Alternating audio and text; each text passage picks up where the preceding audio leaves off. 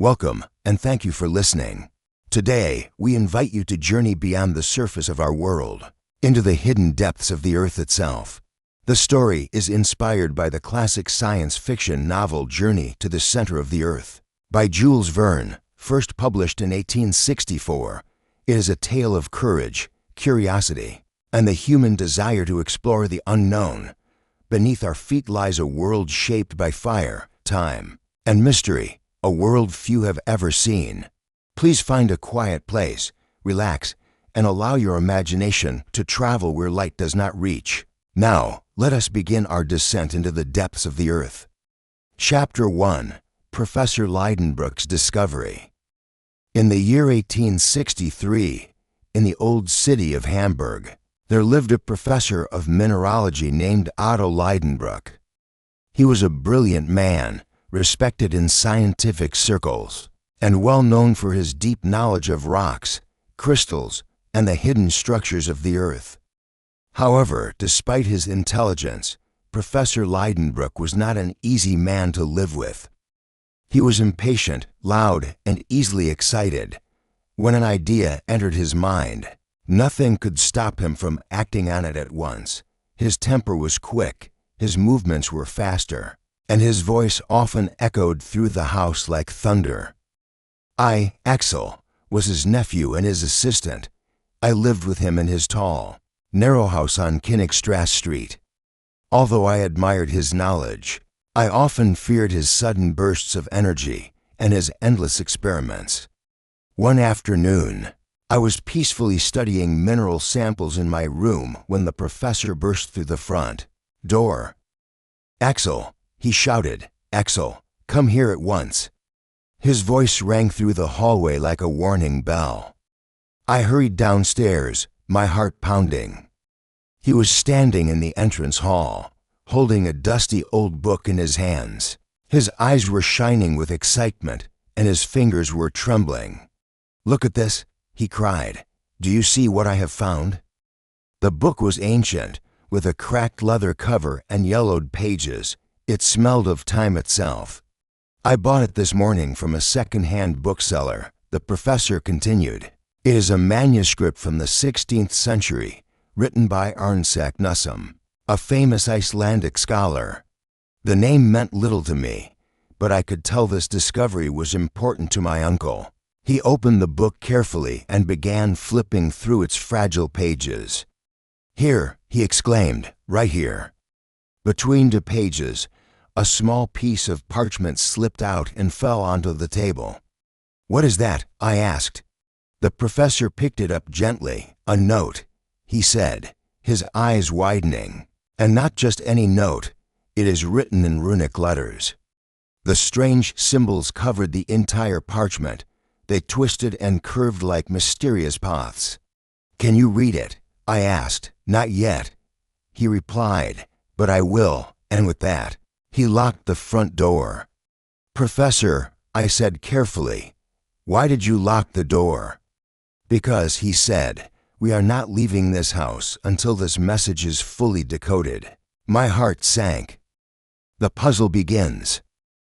The professor rushed to his study and spread out several heavy books on the desk.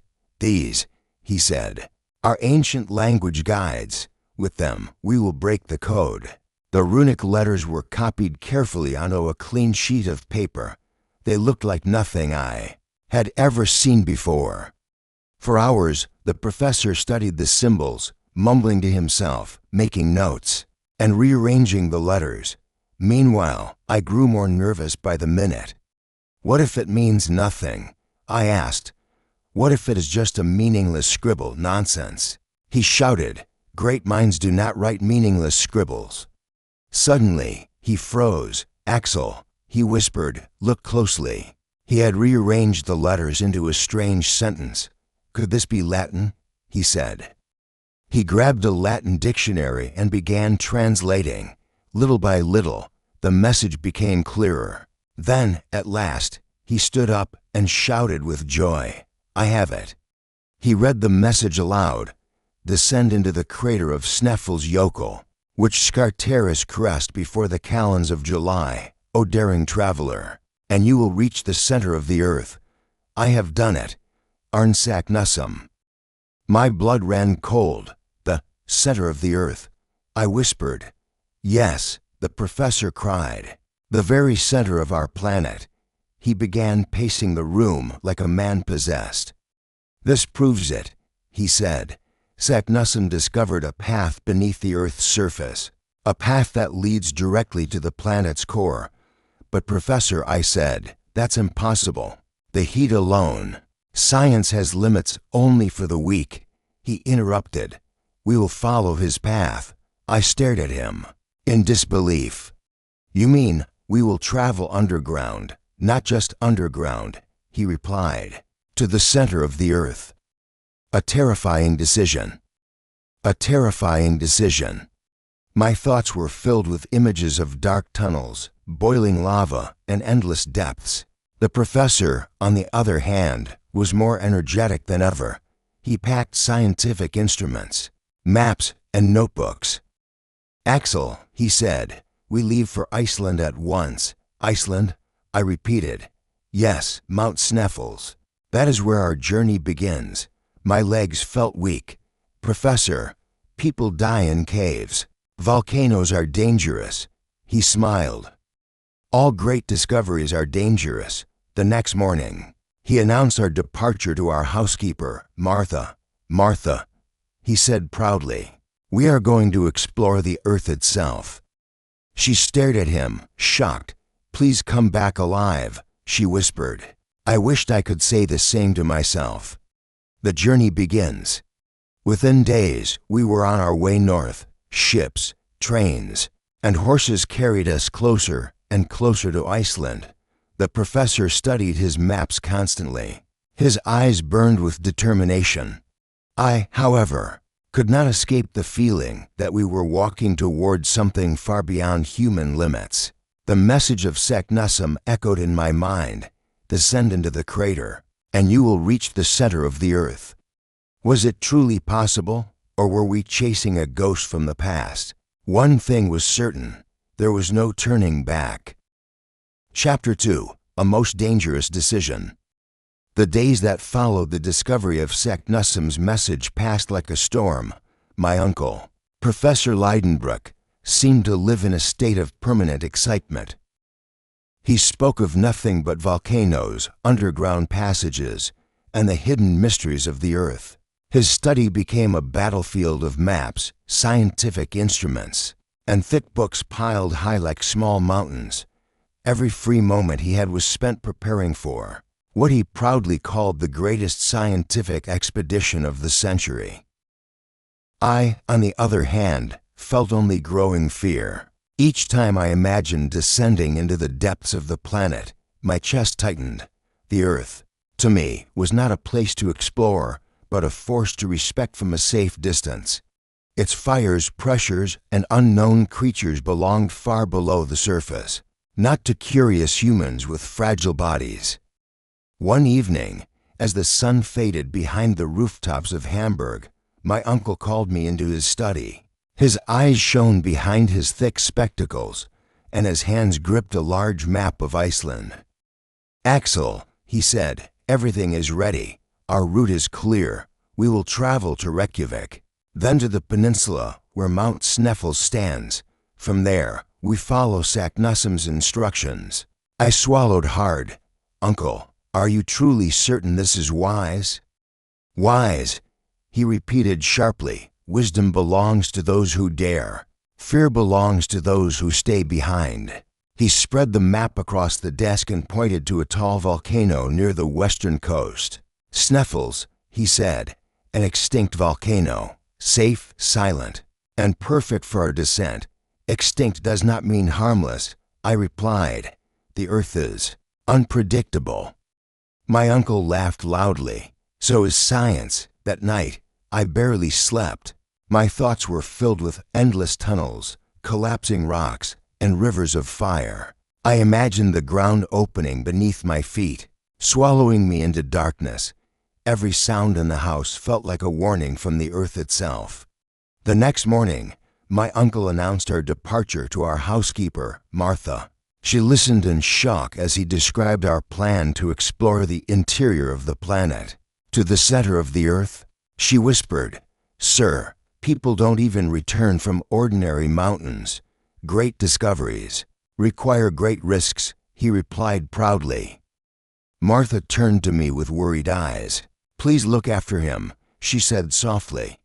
I wished I could promise that, but I was not even sure I could look after myself. Our journey began swiftly. Trains carried us north through Germany, and ships took us across cold, restless seas. My uncle spent the entire voyage reading geological studies, measuring temperatures, and sketching diagrams of the Earth's interior. His confidence never wavered. I, however, felt smaller with every mile we traveled. The sea stretched endlessly around us, reminding me how powerless humans truly were. When we finally reached Iceland, the land itself felt different. The air was sharp, the ground dark and rocky, and the mountains stood like ancient guardians of secrets long forgotten. Steam rose from cracks in the earth, and the smell of sulfur filled the air. It was as if the planet were breathing. "This," my uncle said with a smile, "is the voice of the earth calling us." We traveled by horseback across vast lava fields where nothing grew. The ground was black, broken, and silent. In the distance, Mount Sneffels rose proudly, its snow-covered peak glowing beneath the pale northern sky. "There it is," my uncle declared, "our gateway." At the foot of the volcano, we met our guide, Hans. He was a tall, silent man with eyes as calm as frozen lakes. He spoke little, but his presence was steady and reassuring. "Do you know this mountain well?" my uncle asked. Hans nodded. "I know its paths." That was all he said, yet it was enough for my uncle. We settled in a small village near the mountain. The locals watched us with curiosity and concern as we prepared our equipment: ropes, lanterns, food supplies, compasses, and scientific tools. Some whispered warnings about the dangers of the volcano. Others shook their heads as if we were already lost. On the night before our ascent, I stood outside and gazed at the towering shape of Sneffels against the star-filled sky. The mountain looked peaceful, yet I knew that beneath its calm surface lay ancient fire and endless darkness. "Tomorrow," my uncle said beside me, "we begin our descent." I forced a weak smile. The earth had called, and we were about to answer. Chapter 3: Into the Crater of Sneffels. Morning arrived beneath a pale Icelandic sky, and with it came the moment I had been dreading. Mount Sneffels stood before us, tall and silent, its snow-covered peak glowing faintly in the cold light. From a distance it looked peaceful, almost gentle, yet I knew that inside its ancient body lay darkness, fire, and dangers beyond imagination. My uncle, Professor Lidenbrock, was already full of energy, checking our equipment with the excitement of a man about to open a long-awaited gift. "Everything is in perfect order," he announced proudly. "Ropes, lanterns, instruments, food, water. Axel, today we make history." I nodded, though my stomach felt heavy. Hans, our Icelandic guide, stood nearby, calm and silent as ever. He tightened the straps on his pack and adjusted the rope coiled around his shoulder. His steady presence was comforting, yet it could not erase the fear growing inside me. We began our ascent across the dark lava fields that surrounded the volcano. The ground was rough and uneven, made of sharp black stone that cut through the soles of our boots. Cold winds swept across the land, carrying the scent of sulfur and distant steam. Every step felt like a reminder that we were walking on the thin skin of a powerful, restless planet. As we climbed higher, the world below grew smaller. The village disappeared, the plains faded, and only the endless sky and the towering mountain remained. My uncle moved forward with unstoppable determination, while Hans followed with quiet confidence. I struggled to keep pace, my breath forming white clouds in the freezing air. After hours of climbing, we reached the crater of Mount Sneffels. It was vast, silent, and shaped like a giant stone bowl carved by ancient forces. The wind whispered through the rocks, creating eerie echoes that sounded like distant voices. "This is it," my uncle said, his eyes shining. "According to Saknussemm, one of these tunnels leads downward." He pulled out the parchment and examined the strange Latin message once more. "The shadow of Scartaris," he murmured. "It must point the way." The sun was slowly moving across the sky, and its light cast long shadows inside the crater. My uncle studied them carefully, comparing their angles and positions with his calculations. Suddenly, he pointed to a dark opening in the crater wall. "There," he said firmly. "That is our path." The tunnel entrance was narrow and steep, leading directly into darkness. Cold air flowed out of it like the breath of the earth itself.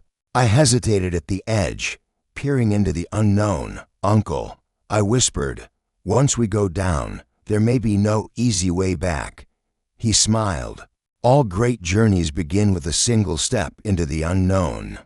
Hans secured the rope, lit his lantern, and descended first. My uncle followed, and then, with trembling hands, I stepped into the shadowed tunnel.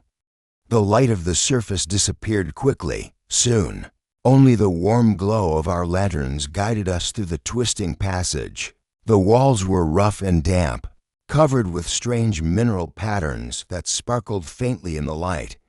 Drops of water echoed around us like distant footsteps. The tunnel sloped downward, deeper and deeper into the earth. The air grew warmer, heavier, and harder to breathe. My heart pounded with every step, not only from the climb, but from the growing sense that we were leaving the world of sunlight forever. "This rock is millions of years old," my uncle said, touching the wall with awe. "We are walking through the history of the planet." Hans said nothing, but his steady pace never slowed. After a long descent, the tunnel split into 3 separate passages. Each one vanished into darkness, offering no clue of what lay ahead. My uncle stopped and examined the parchment once more. Saknussemm wrote of a specific path. He said, "The shadow at Scartaris must guide us." He studied the angles of the tunnels, comparing them to the direction of the sun's shadow earlier that day. At last, he pointed to the leftmost passage. "This is the way," he declared. I looked into the black opening and felt my courage falter. "They all look the same," I said quietly, "but only one leads forward," he replied. We continued downward, our lanterns casting dancing shadows on the stone walls. The deeper we went, the quieter the world became. No wind, no birds, no signs of life, only the soft sound of our footsteps and the distant dripping of water. Time lost its meaning. Hours felt like minutes, and minutes felt like hours. My legs ached, my throat burned with thirst, and my thoughts grew darker with each step. At one point, the ground became steep and slippery. Hans secured the rope and guided us carefully down a narrow shaft. One wrong step could have sent us tumbling into the abyss below. "Steady," my uncle said. "The earth tests those who seek its secrets." Finally, we reached a vast underground chamber. The ceiling was so high that our lantern light could not touch it. Strange rock formations rose from the floor like frozen waves, shaped by time and pressure beyond human understanding.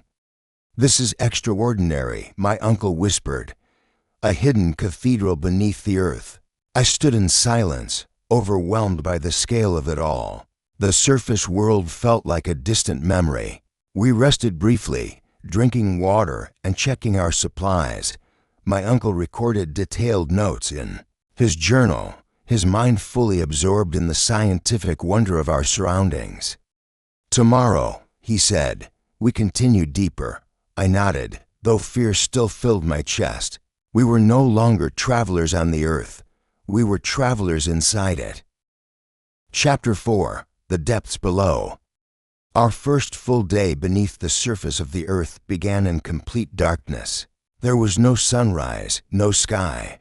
No sense of time, only the steady glow of our lanterns and the endless stone around us. The underground chamber where we had rested felt like a forgotten world, untouched by sunlight for millions of years. My uncle rose with the same energy he always had, as if the absence of the sun meant nothing to him at all. "Forward," he said with excitement. "The earth still has many secrets to reveal." Hans packed our supplies with silent efficiency, and soon we were moving again, deeper into the winding passages. The air felt heavier now, warm yet strangely dry, and every breath reminded me how far we had already traveled from the surface world.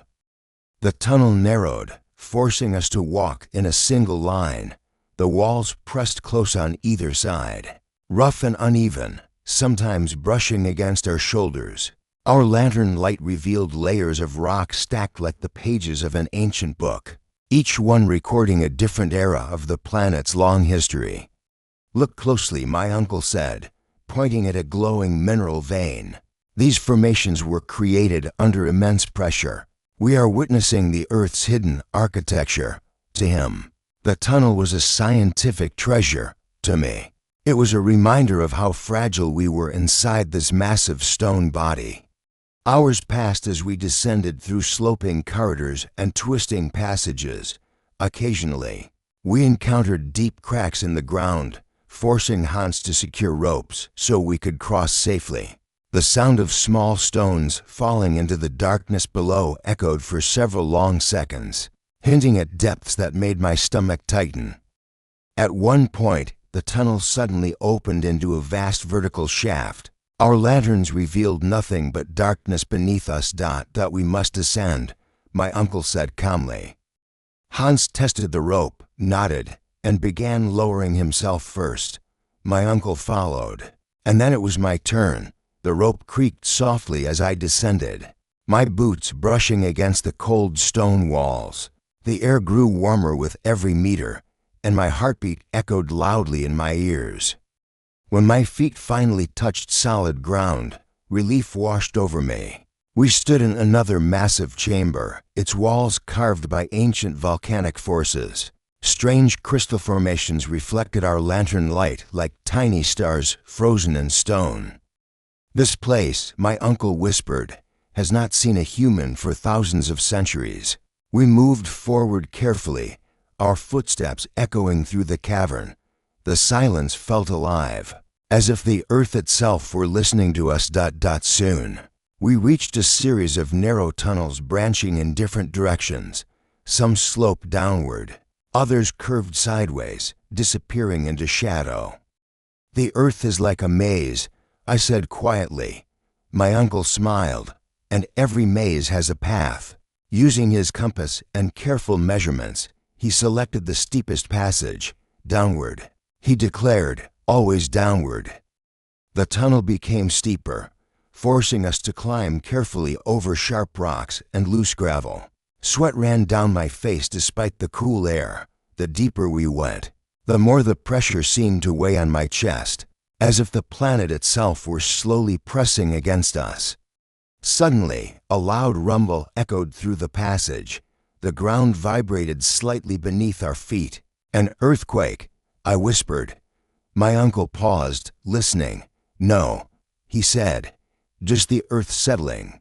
It is normal, perhaps, but still terrifying."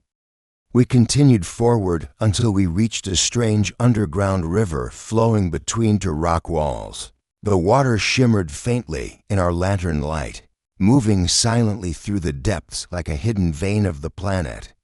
"We will follow the river," my uncle said. "Water always finds a path." The air near the river felt cooler, and the sound of flowing water brought a strange sense of comfort. For a moment, I almost forgot how far we were from the surface. As we walked along the rocky riverbank, I noticed unusual fossils embedded in the stone walls. Shapes of ancient plants and creatures, long extinct, stared back at us like ghosts from another age. "These remains," my uncle explained, "are proof of life from prehistoric times. The earth preserves its past beneath its skin." Time passed slowly. My legs grew heavy, and my thoughts drifted between wonder and fear. We had not seen sunlight for days, and the idea of the surface world began to feel unreal. At last, we reached a wide underground plateau where the river disappeared into a deep tunnel ahead. "We rest here," my uncle said. "Tomorrow, we go even deeper." I sat on the cold stone floor and looked into the endless darkness beyond the river's path. The earth had welcomed us into its depths. Now, it seemed to be guiding us further inside. Chapter 5. Lost in the Earth. The deeper we traveled beneath the surface, the more the world above felt like a distant dream. There was no sun, no wind, no sky, only endless stone, echoing footsteps, and the steady glow of our lanterns. Time had lost its meaning, measured now only by our exhaustion and the slow movement of our shadows across the cavern walls. My uncle, however, showed no sign of doubt. His eyes burned with determination, and his journal was already filled with notes about rock layers, mineral colors, and temperature changes. "We are making remarkable progress," he said proudly. "The earth is revealing itself to us, layer by layer." Hans walked ahead in silence, his lantern cutting a narrow path through the darkness. I followed behind, my thoughts heavy with unease. The tunnels seemed to twist endlessly, sometimes narrowing, until the walls brushed against my shoulders, sometimes opening into chambers so vast that our light could not reach their ceilings. At one point, the passage split into several narrow corridors, each disappearing into shadow. My uncle stopped and examined his compass carefully. "This way," he said, choosing a steep downward path. We descended for hours, climbing over jagged rocks and slipping on loose gravel.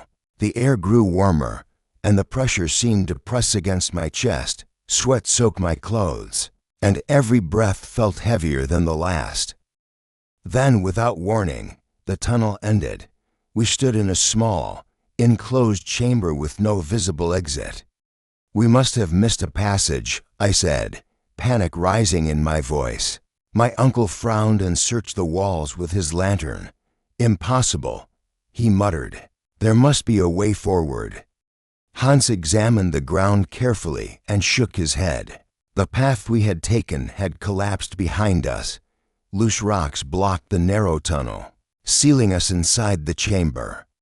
For the first time, true fear filled my heart. "We're trapped," I whispered. The silence that followed felt heavier than any stone above us. My uncle's confident expression faded as he realized the danger we were in. "We must stay calm," he said slowly. "Panic will not help." U.S. We tried to move the fallen rocks, but they were too heavy. The earth itself had closed the path behind us. Our lanterns flickered, and the air felt thick and unmoving. Hours passed as we searched for another exit. My thoughts grew darker with each minute. The idea of dying deep inside the planet, far from sunlight and life, filled me with dread. Then, Hans suddenly stopped and pressed his ear against the stone wall. He tapped the rock gently and listened. "There," he said quietly, pointing to a section of the wall that sounded hollow. Hope sparked in my chest. My uncle rushed forward, examining the stone with excitement. "Yes," he said, "there is a hidden passage behind this wall." Using our tools, we began chipping away at the rock. Dust filled the air, and our arms ached with effort. Slowly, the wall gave way, revealing a narrow tunnel beyond.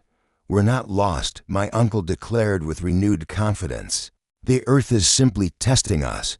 We crawled through the tight passage one by one, our lanterns barely lighting the way.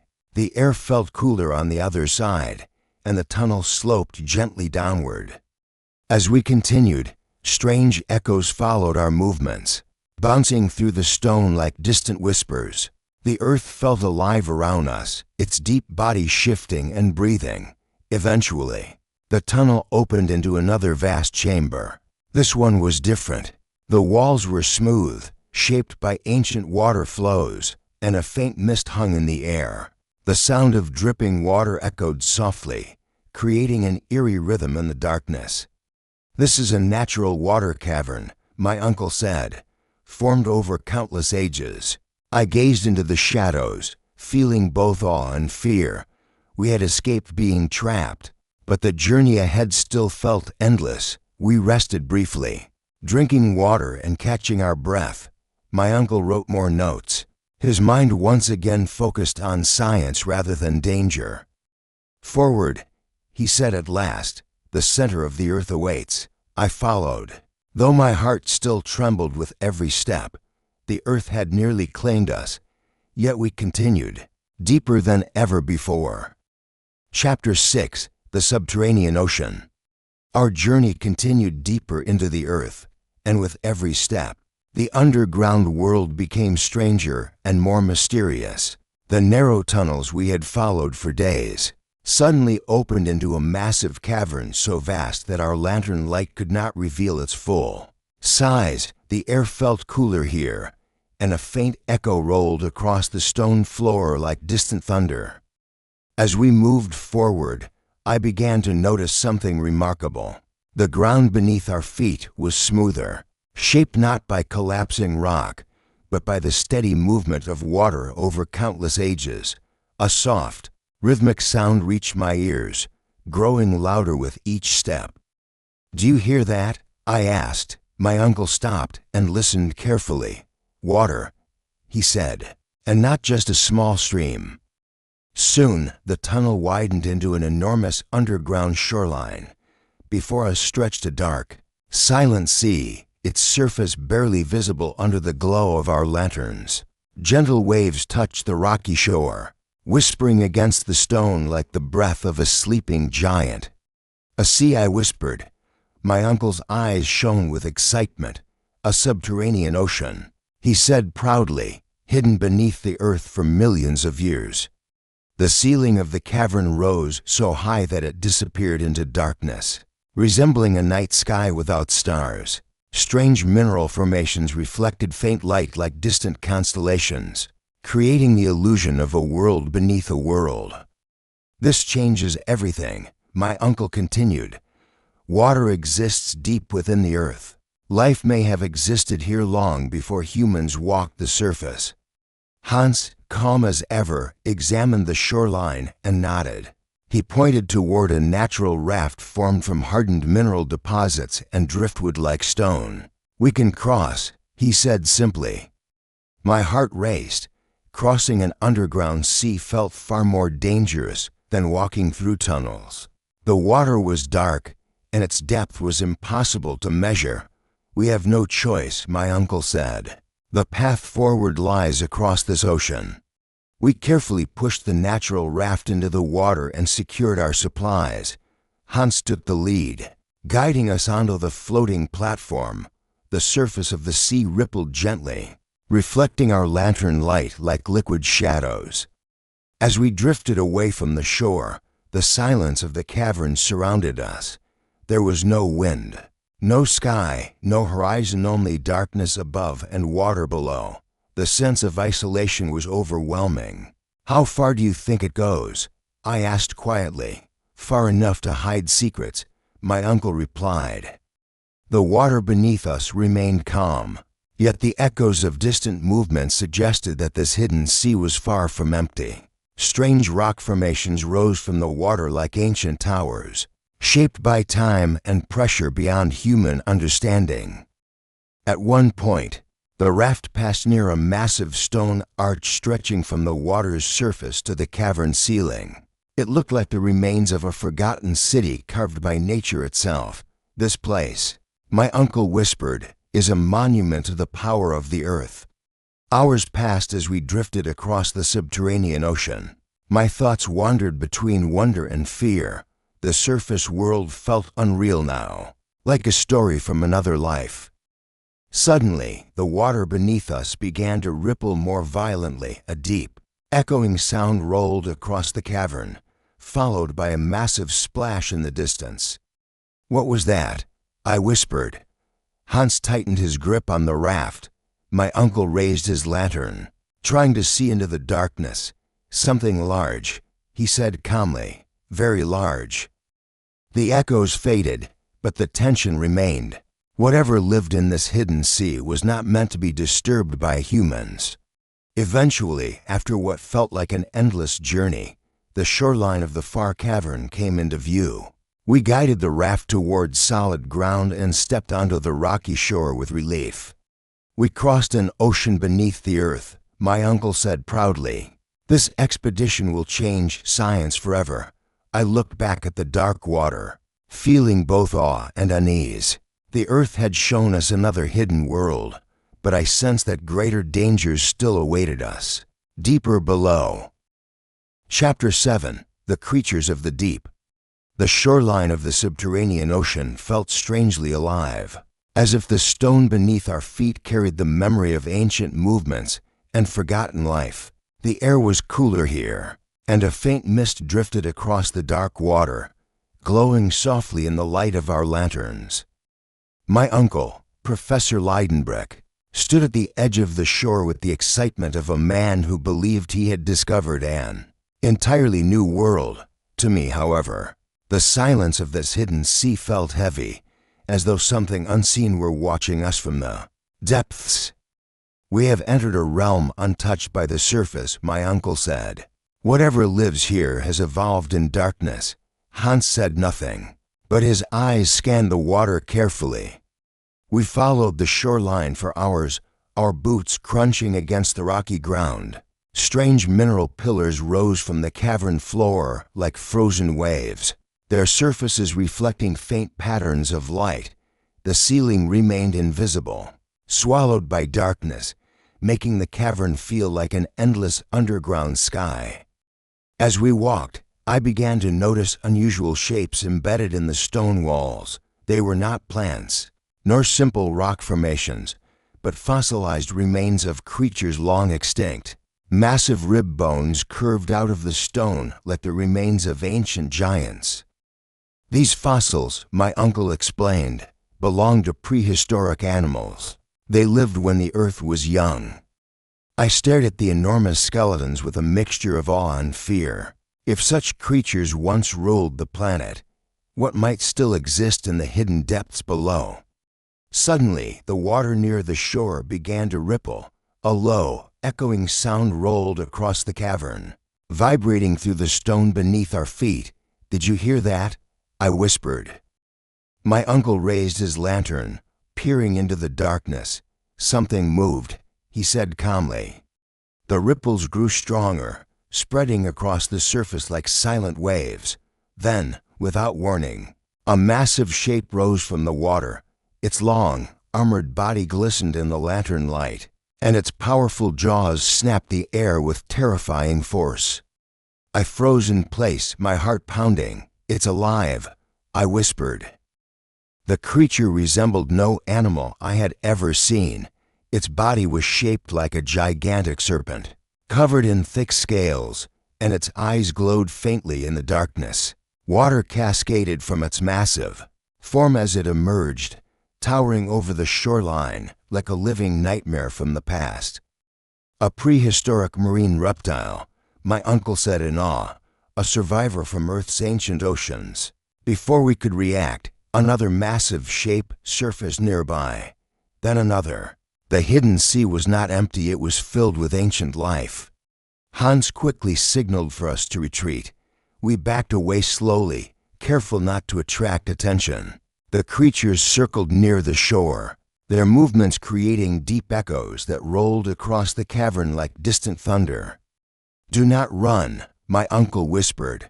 "Sudden movement will provoke them." The water churned violently as two enormous creatures clashed, their armored bodies crashing together in a display of raw, prehistoric power. Their roars echoed through the cavern, shaking loose small stones from the ceiling. "This world," my uncle murmured, "has preserved life from a forgotten age." My fear was overwhelming, yet I could not look away.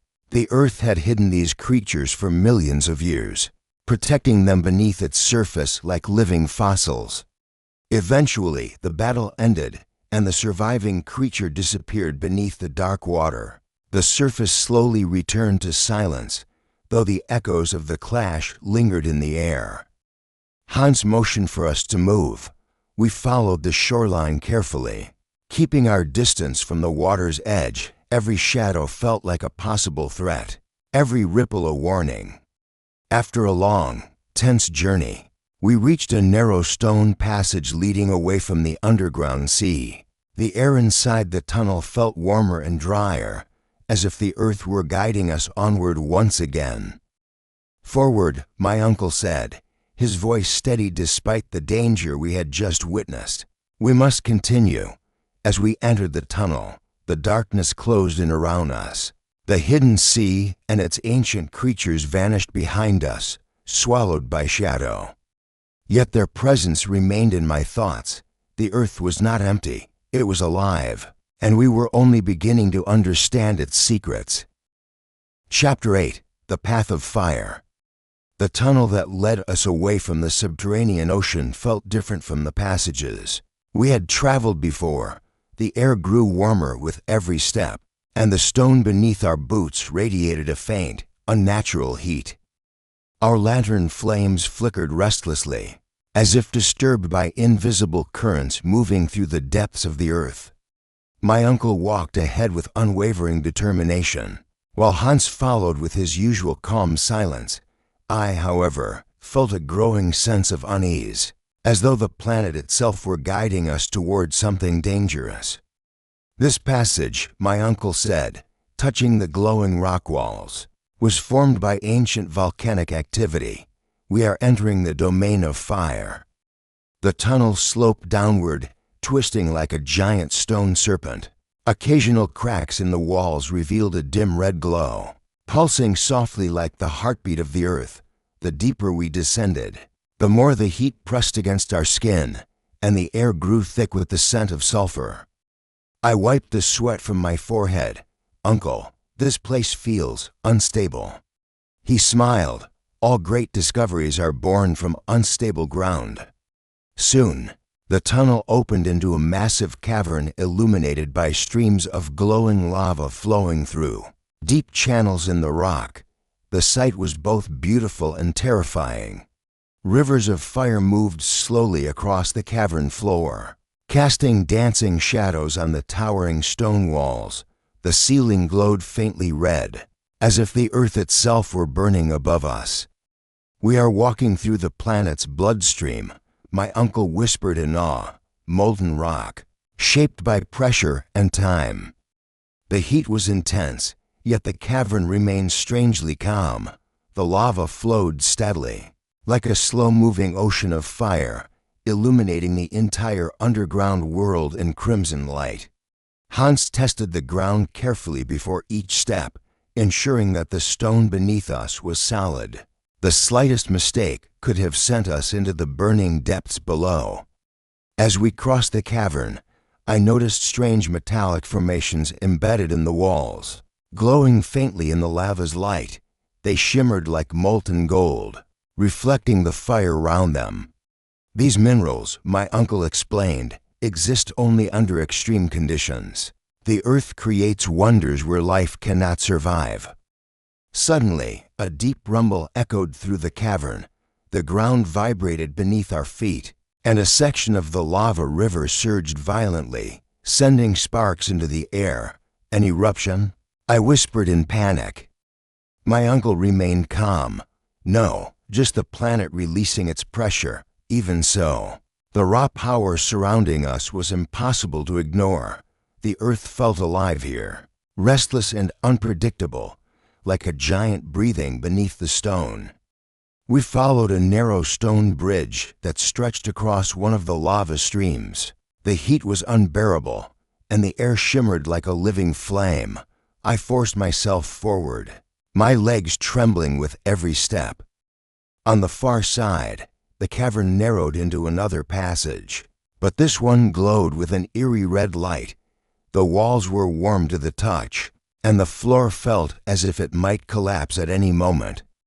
"This is the path Saknussemm described," my uncle said. "The fire beneath the earth guides us forward. As we moved deeper, the rumbling grew louder. The walls shook slightly, and small rocks fell from the ceiling, crashing into the lava below with sizzling echoes. My heart pounded. What if the tunnel collapses? Then we adapt, my uncle replied calmly. Science always finds a way. Eventually, the passage opened into a chamber unlike any we had seen before. At its center stood a towering column of glowing magma, rising from the floor to the ceiling like a pillar of living fire. The heat was overwhelming, yet the structure remained stable, shaped by powerful geological forces. This, my uncle whispered, is the Earth's furnace. We stood in silence, watching the molten rock pulse and shift, as if the planet itself were breathing. The sight filled me with both awe and fear. After a brief rest, we continued through a narrow exit tunnel leading away from the fiery chamber. The temperature slowly began to drop, and the red glow faded behind us. Yet the memory of the burning depths remained etched in my mind. We had crossed oceans of stone. We had witnessed creatures from a forgotten age. Now, we had walked through rivers of fire. The earth was revealing its most dangerous secrets, and our journey was not yet over. Chapter 9: The Great Ascent. The tunnel leading away from the chamber of fire felt like a narrow escape. From the heart of the earth itself, the air slowly cooled as we moved forward. Yet the echoes of rumbling stone and distant lava still followed us like fading thunder. My clothes were soaked with sweat, my legs ached, and my thoughts were heavy with exhaustion. Even so, my uncle pressed on with the same unstoppable determination that had carried us from the surface, whirled into the deepest shadows below. We are nearing the final stage of our journey, he said confidently. The earth has revealed its depths. Now it must return us to the light. Hans walked ahead, testing the ground carefully. The tunnel twisted sharply upward, forcing us to climb over jagged rocks and narrow ledges. The walls glowed faintly from the heat trapped within them, and the air shimmered as if still touched by fire. With every step, the ground beneath us seemed less stable. Small stones fell from the ceiling, bouncing into the darkness below. The earth was shifting, as if responding to our presence. "Uncle," I said, my voice strained. "The mountain feels restless." He paused and listened. A deep, distant rumble echoed through the tunnel. The vibration traveled through the stone and into my bones. "Yes," he admitted, "the pressure is building. The earth is preparing to release its energy." The tunnel suddenly widened into a massive vertical shaft. Hot air surged upward, carrying the smell of sulfur and ash. "We climb," my uncle said. Hans secured the rope, and we began our ascent. The heat intensified as we climbed higher, and the walls grew slick with moisture. My arms burned with effort, and my breathing became shallow. Then, without warning, the ground shook violently. A thunderous roar echoed through the shaft, followed by a powerful blast of hot air. "The volcano!" I cried. "The eruption has begun," my uncle said, gripping the rope tightly. "We must move now." Ash and debris rained down from above. The walls trembled as if the mountain itself were trying to shake us free. The earth, which had guided us through its hidden realms, was now pushing us away. We climbed with desperate speed, our lanterns swinging wildly in the shaking tunnel. Streams of hot gas surged past us, and the air became difficult to breathe. My lungs burned, and panic threatened to overwhelm me. "Do not stop," my uncle shouted. "The earth is opening its path." Suddenly, a powerful current of air lifted us upward. The pressure from the eruption forced us higher through the shaft, carrying us like leaves in a violent storm. The tunnel glowed bright red as molten rock surged below us. The roar of the volcano was deafening, a sound so powerful it felt as if the planet itself were screaming. Then, in a blinding flash of light, we were thrown into the open air. I felt weightless for a moment before crashing onto solid ground. Cold wind filled my lungs, and bright sunlight burned my eyes. The sky stretched endlessly above us, blue and free. We had escaped. The volcano behind us roared in fury, sending ash and smoke high into the air. Rivers of lava flowed down its sides, glowing like veins of fire against the dark mountain. We lay on the rocky ground, exhausted and shaken. The earth had released us from its depths, but not without reminding us of its immense power. My uncle slowly stood, his clothes torn and his face covered in ash, yet his eyes still shone with triumph. "We have done it," he said proudly. "We have traveled through the earth itself." Hans nodded silently, his calm expression unchanged. I gazed at the sky, feeling the warmth of the sun on my face. The surface world felt brighter, louder, and more alive than ever before. We had walked through darkness, fire, and ancient oceans. We had seen creatures from forgotten ages, and now we had returned. The earth had tested us, and we had survived. Final chapter, the meaning of the journey. When we finally returned to the world of sunlight and open skies, everything felt strangely new. The wind on my face, the sound of distant waves, even the simple sight of clouds drifting across the blue sky filled me with a sense of wonder I had never known before. After spending so long beneath the surface of the earth, the world above felt brighter, louder, and more alive than ever. We had emerged far from where our journey had begun. The violent power of the volcano had carried us across the depths of the planet and released us onto unfamiliar land. Yet despite the distance, the feeling of survival connected us more strongly than any map ever could. My uncle, Professor Lidenbrock, stood proudly on the rocky shore, gazing at the horizon with the satisfaction of a man who had fulfilled his greatest ambition. His clothes were torn. His face was marked with ash and exhaustion, but his eyes still shone with the same unstoppable fire that had driven him into the earth's depths. "We have proven what many believed impossible," he said. "The earth is not just a solid mass beneath our feet. It is a world of hidden oceans, ancient life, and powerful forces beyond imagination." Hans, calm and silent as ever, simply nodded.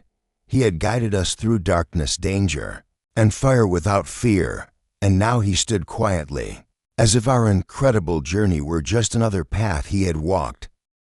As for me, I felt changed in ways I could not easily explain. The fear that had followed me into the depths had not vanished, but it had transformed into something stronger: respect. The earth was no longer just a place I walked upon. It was a living world, filled with mysteries, history, and power far greater than any human ambition. In the days that followed, we slowly returned to civilization.